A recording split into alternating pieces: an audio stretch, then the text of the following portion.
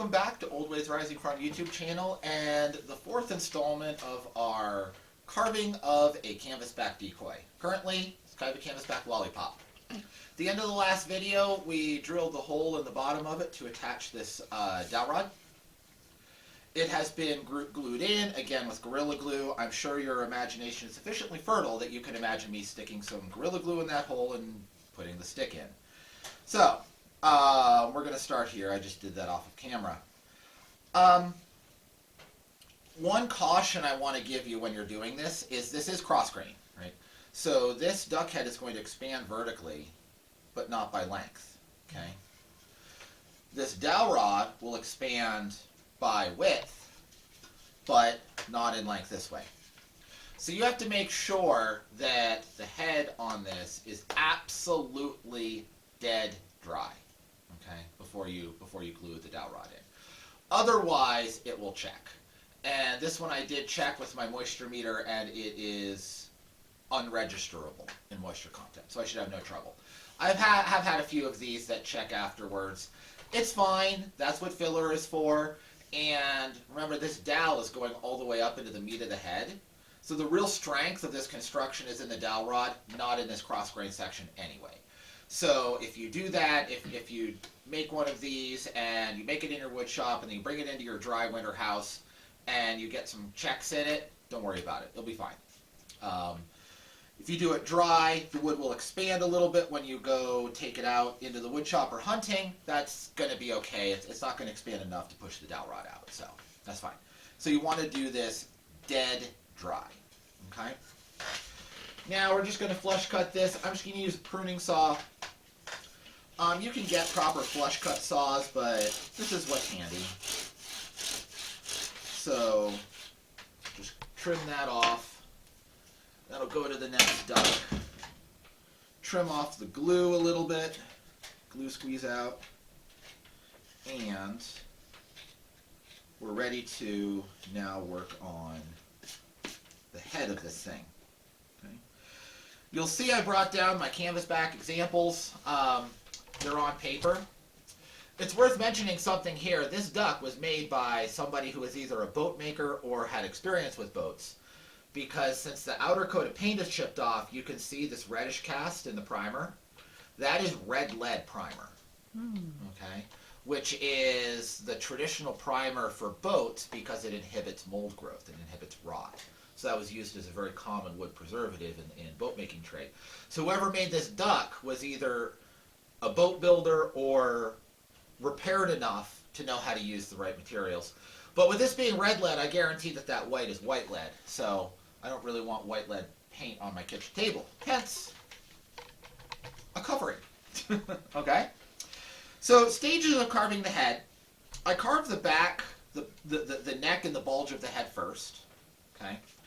Then I carve the underside of the neck and make this round. That's all just a function of rounding. Okay? Then, once all of this is roughed out, we'll do the bill and we'll do this bottom and carve the front of the duck and round all of that over. I usually do the bottom here absolutely dead last because it's fairly common cutting, you know, when you're cutting down here in this direction to get some nicks in it right there. So I don't like to carve this to its finished stage until all of the meat of the head has been carved and I know I'm not going to get any more nicks in there. So that's the order that we're going to do things. Okay, so we have a nice duck coming along pretty well. If you remember from when we were out in the shop working on his head in the first place, there is a knot right here, right where my finger is. Most of that knot is down in the mortise. But if we hit a hard spot there, I have some rasps out and we will solve that problem with some rasps. So first thing to do here is just come and start shaving this to round. We are cutting end grain. This is where you really want a nice sharp knife and soft wood.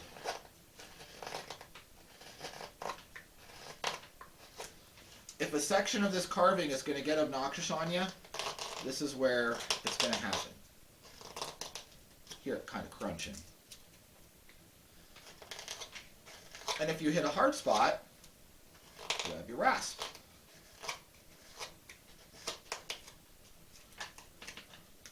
Both of these, I'm pretty sure the heads were done entirely with a rasp from the tool marks I see. There is more than one way, or at least primarily with rasp. Okay, that knot is not being too big of a problem, which is nice.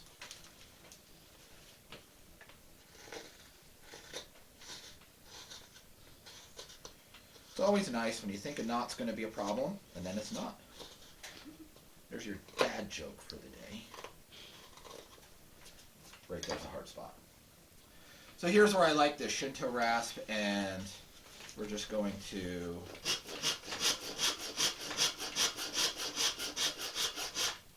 knock that right down. You can see this just makes really quick of that end grain.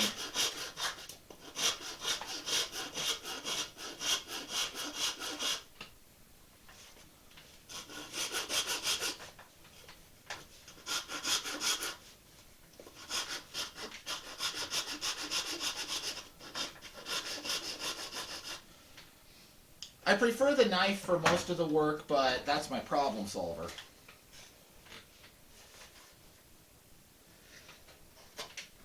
Some people will carve almost entirely with the rasp.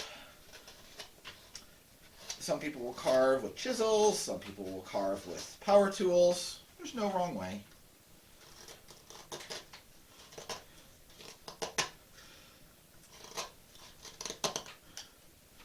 I prefer to carve with the hand tools because I feel like the power tools are always kind of fighting me, trying to tear and rip and go faster than I really want to.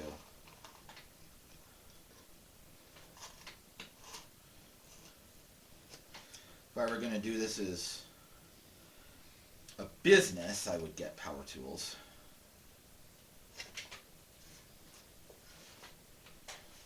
But you don't need them.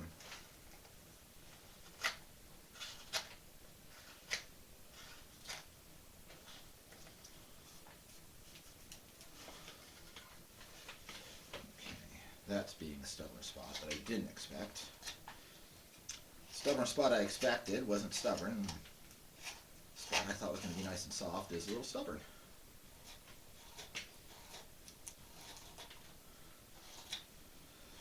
Again, if you watch the basic cuts and how to use these safely, I'm just pivoting my hands like this. I'm not power stroking with my arm.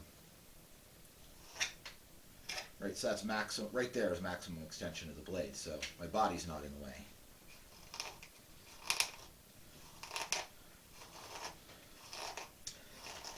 If you didn't see that video, it's in the Introduction to Carving playlist.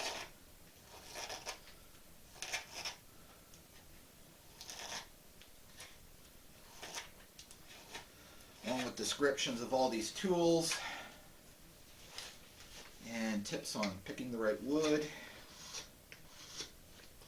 some beginner's projects.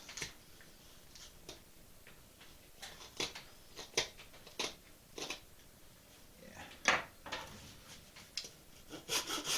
Bit of a tough spot there.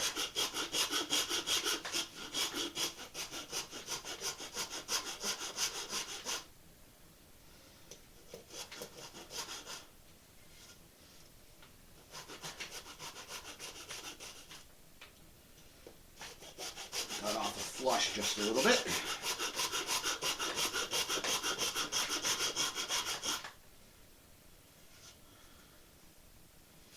Trim that no problem here a bit. Always check symmetry before you move from one stage to another.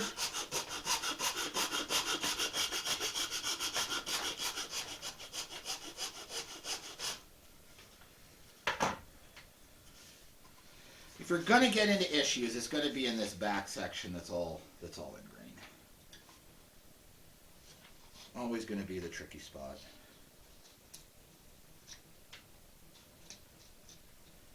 Just a little bit flush.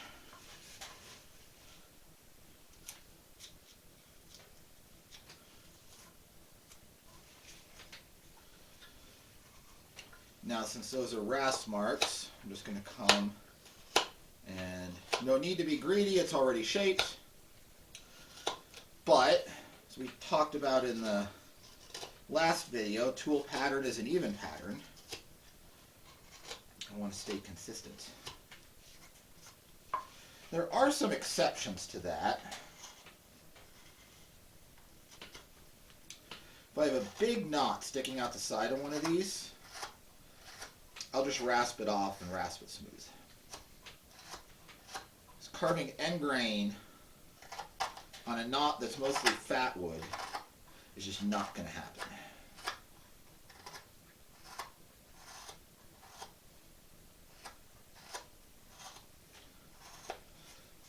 That rasp will make short work of it.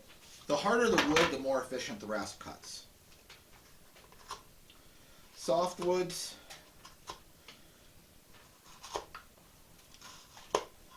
the rasp does not seem to work quite as well. It wants a hard wood.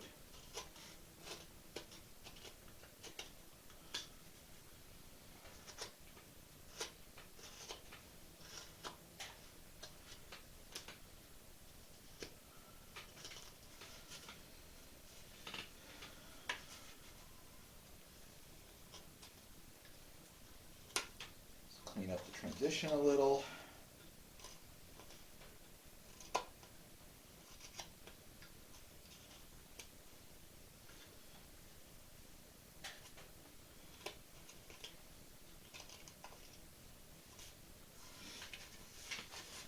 Transition a little on this side.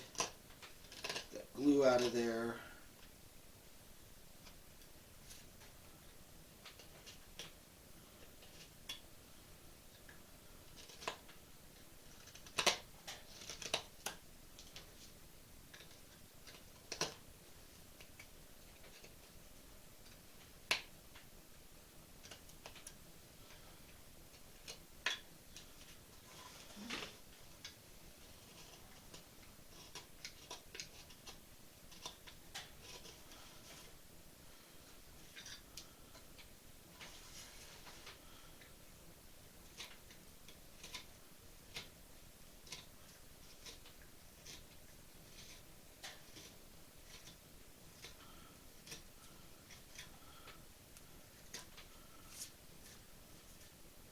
Okay, so back of the neck's done. Makes me happy. Hardest part's finished. Now, get a good grip on this, and I'm going to test the water, see how this splits. The side of the head, I'm mostly going to split off. Careful not to go too far.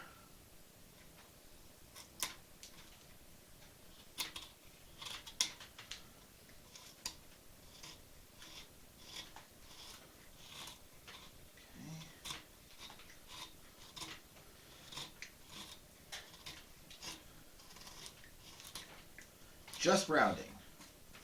I'm not changing shape or size on this. Just rounding it. And then I'll use the reference material more, which is why I brought these guys down.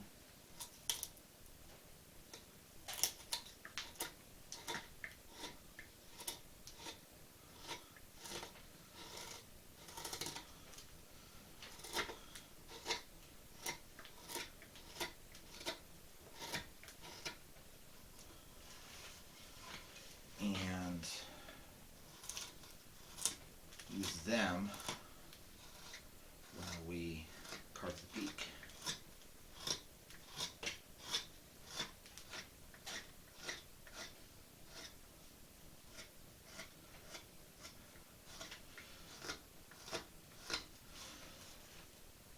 The beaks are the part where I use the reference material most. It's one of the things that is a small percentage of your decoy, but it really makes the decoy. Having a good beak versus a lousy beak really makes a decoy.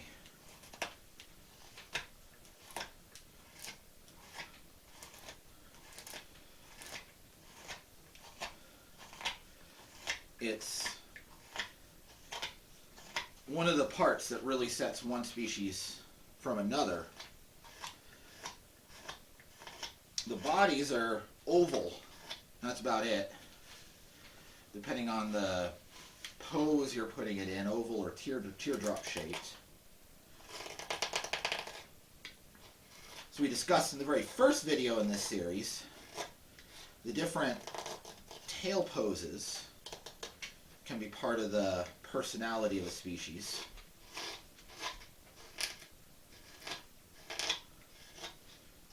Or lack thereof in the case of these stub-tailed divers.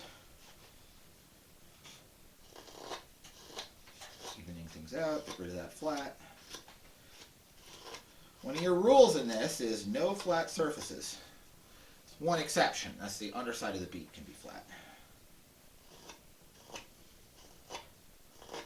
Obviously the bottom, but that's in the water.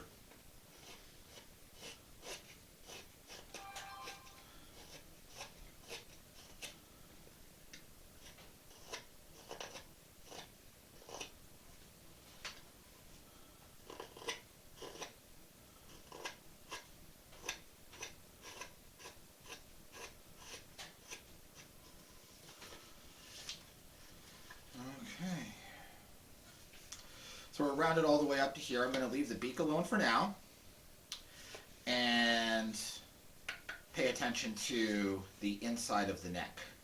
Okay. If you look again, the grain is this way, parallel with the knife blade. So from the knife blade toward the body, the grain is diving, the grain direction is downward. From the knife blade toward the head, the grain direction is upward. So to do this, you kind of have to start here and go that direction for half the cut, and then come back and come this direction for half the cut. Okay? This is why I like to do this part before I do that, or the bill. Because if you come a little too far and touch, right, all of this, that whole region here, is where it would touch. But the bill is from there, the top of this curve, out to the bottom of the beak there, so all of this is waste. So I don't care if I nick it. Okay. So, start doing it.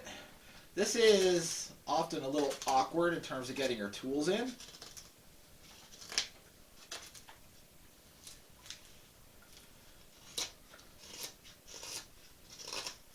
And that's awkwardness is also part of why it's common to nick the wood on either side.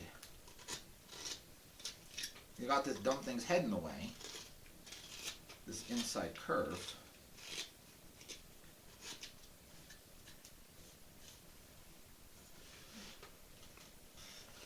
This is a nice piece of pine. It's cutting like butter, except that little hard spot there at the bottom of the neck. Again, go watch the video on wood choices. Pine has a tendency to have hard spots in it.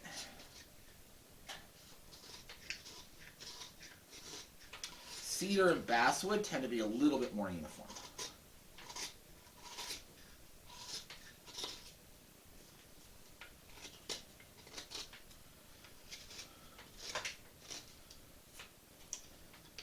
And red pine is just miserable. I will use it, especially for a body where I can go out in the shop and use the big tools and just hog it off. But I do not like red pine for heads.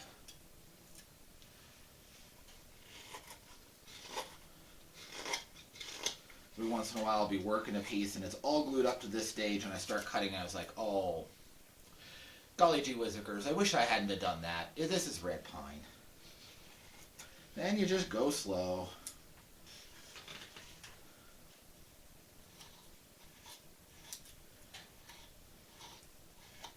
Because you can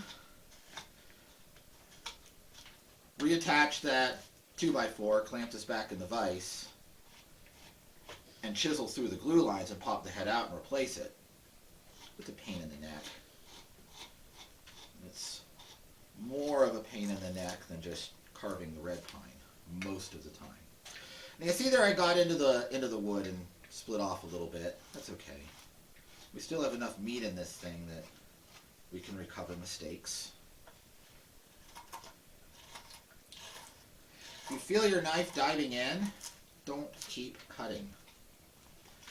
Back it off, come in from the other direction. Like right there, I felt it dig in, so I come back and cut it off. Okay? And yes, that's still crazy blocky, but again, you can see where my pencil line is. All of that's going to come off, and it will look like one of these nice graceful beaks over here. Are these in the frame? Not entirely. You can see how graceful those beaks are on these canvasbacks. It's real distinctive part of the bird.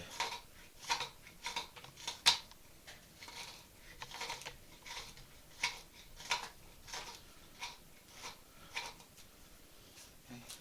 So again, I'm cutting until I feel resistance, and then drop my knife, but then I stop, then come back in from the other direction and free those shadings. And then again, there I feel resistance, come back in from the other direction.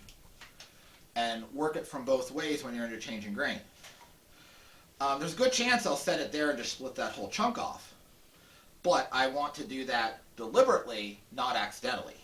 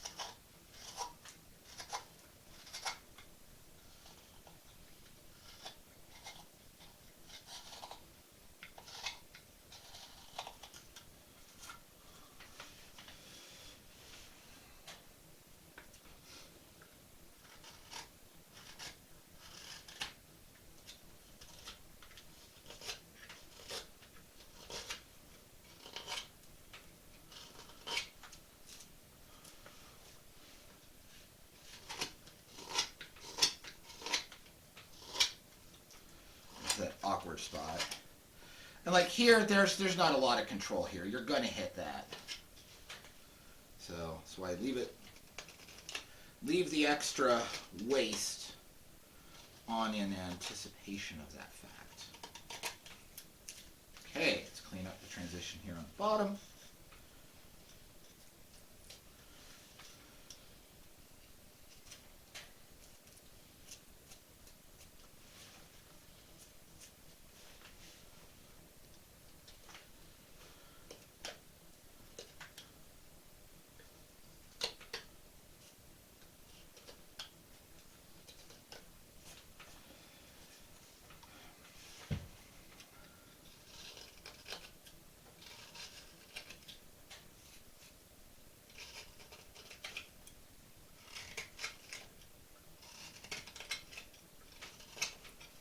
Okay.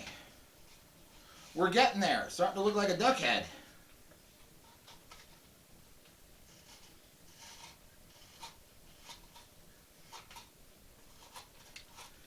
If you see a lot of chattering when you're not on end grain, that's another good indicator that you're cutting in the direction that the grain doesn't want.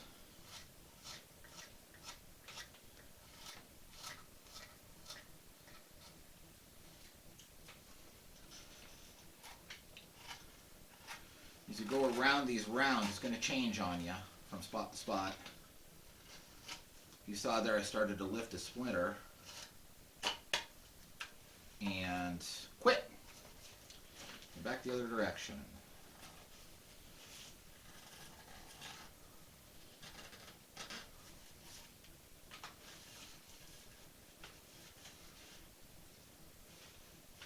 Again, started to lift a splinter. Grain right here is a little confusing. Not quite sure what it's up to. Okay. Now we have it surfaced. Okay. Now we're into the beak in the front. I'm going to go ahead and carve the front off on this one because it's a little bit long and I don't want that to get in the way when I'm doing the beak. Now right here, those little stubs need to be ground down. from those dowels that we put in there.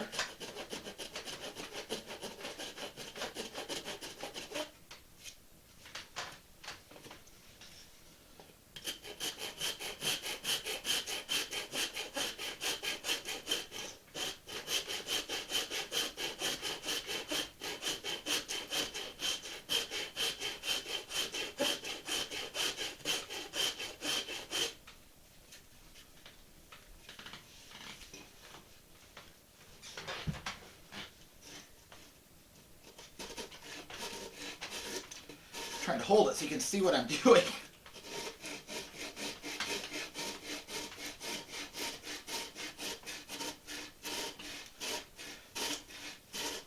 Filming this absolutely adds an extra level of complexity. That's okay.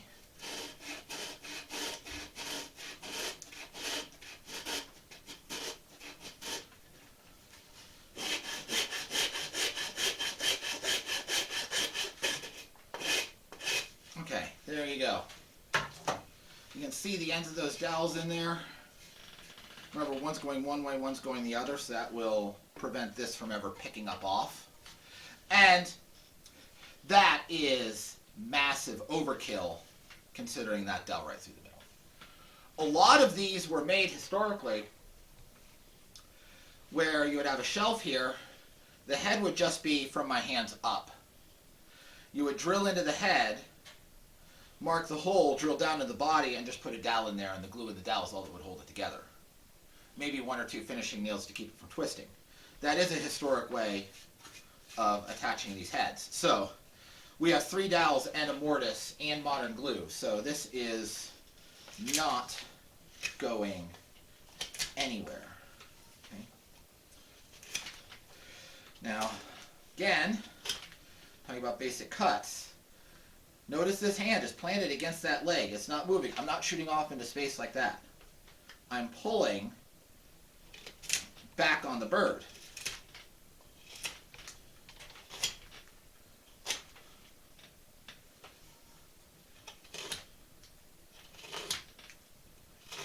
The knife is not flying around.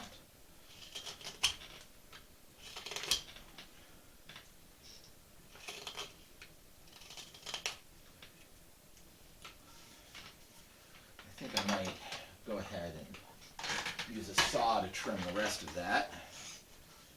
Just being a little bit stubborn.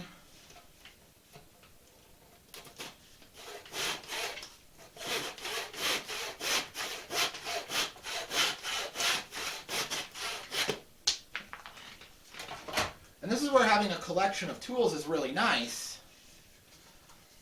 because you could use the best one for each individual little job.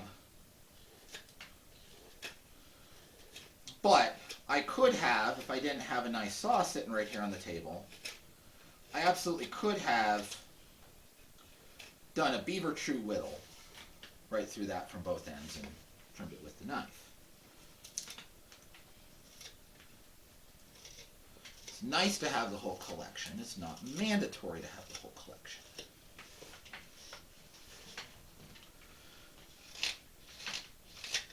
Get what you can get and start carving.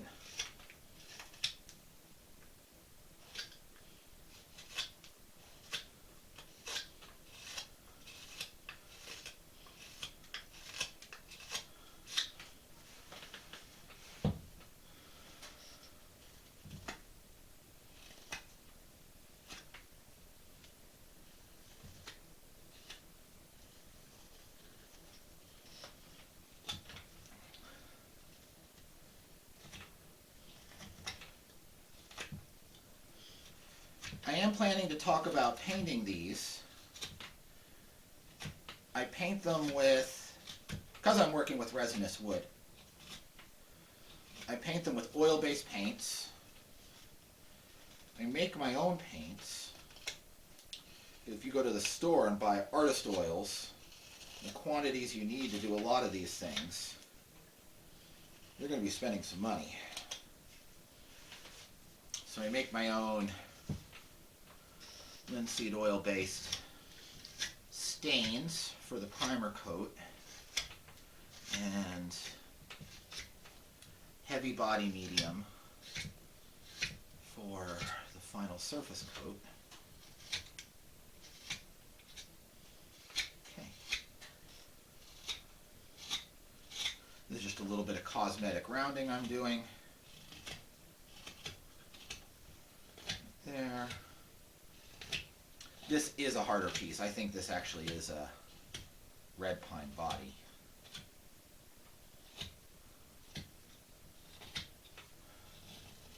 Don't exactly remember what the bark looked like on this one. The red pine bark is a red. Nice light reddish brown color, whereas white pine bark is more of a gray-black.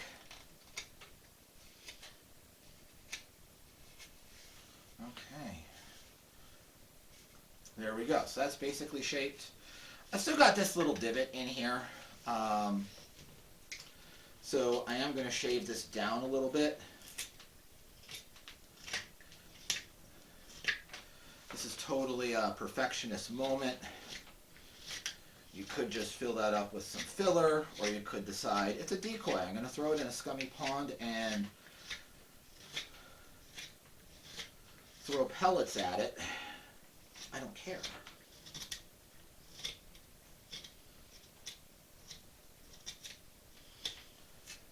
Totally legitimate. But I do want to smooth that out a little bit for my own sensibilities.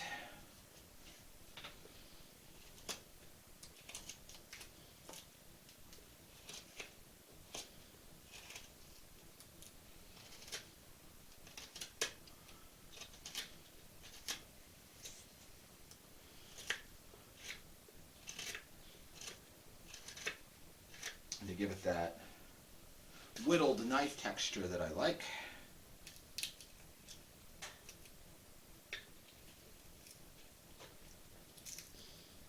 I don't have quite enough reach with that smaller knife, so here's another chance to use this.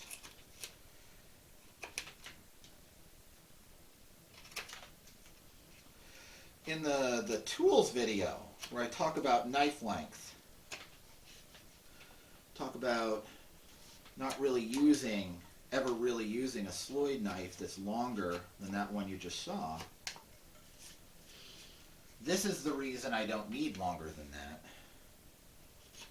If I didn't have this, I would need a slightly longer Sloyd.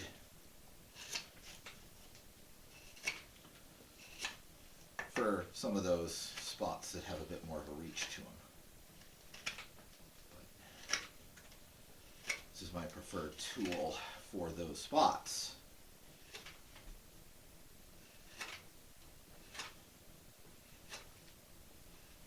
I have a big video on these things coming out soon. Can't tell you exactly when. It's not done yet, and some of the production steps are rather weather dependent.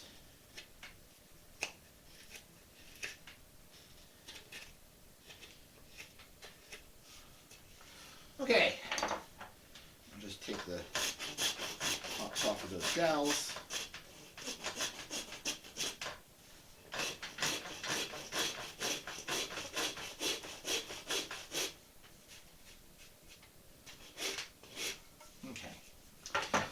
I will come back off camera and just make a couple of nice little finishing cuts just to get rid of that raspy texture.